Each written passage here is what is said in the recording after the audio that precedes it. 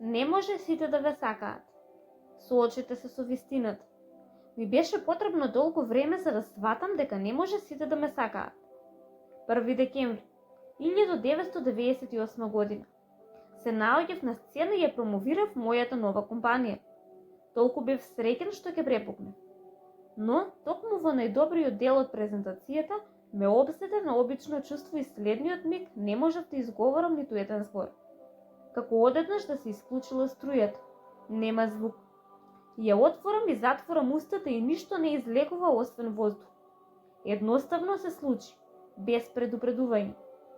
Обично струјата повторно се враќа по неколку часа, но мојата беше прекината цели 6 месеци. 6 долги месеци не можев да изговорам ниту еден збор. Можев само да шепотам. Никој не можеше да ме чуе. Ни самиот не можев да се слушнам. Речи си полудев. Ја нарекоа психогенична афонија. Медицинските тестови покажаа дека моите гласни жици се во ред. Проблемот беше на друго место. Како што обично е случај, се беше во мојата глава. Во минатото бев дефиниција за добар човек. Никој не рекол ништо лошо за мене, но се дотогаш. Неколку месеци пред да го изгубам гласот, бев обвинет за нешто многу лошо, барем според моите стандарди, и не можев да докажам дека не се во право. Во одреден миг се израдував и мислев дека го надминав проблемот, но сепак нешто ме јадеше.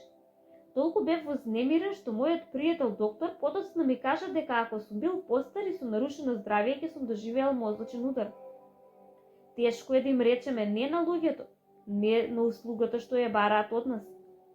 Уште од детството бараме знак за одобрување. Научени сме да бидеме добри, да ја јадеме целата храна во чинијата, да ги слушаме родителите и да не предизвикуваме проблеми.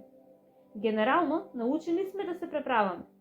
Како возрастни кога затреперуваме при помислата да речеме не, нашето внатрешно 5-годишно дете ги влече конците на марионетата. Тоа дете се плаши од одбивање и сака сите да се радосни и насмеани. Колку повеќе влече на конците, толку тие се плеткаат во замрсен неред. Најважно е вие да бидете помирени со себе, со вашиот мал внатрешен глас, кој секогаш знае најдобро. Си должите себе си да велите не. Вашето да, оно што си го велите себе си, треба да биде вашата најздрава основа за сите други избори. Не може сите да ве сакаат. Помирете се со тоа и животот ќе ви се смени. Но мора да се сакате повеќе од кој било друг. Само тогаш ќе може да ги сакате другите. Неодамна го слушнав следново.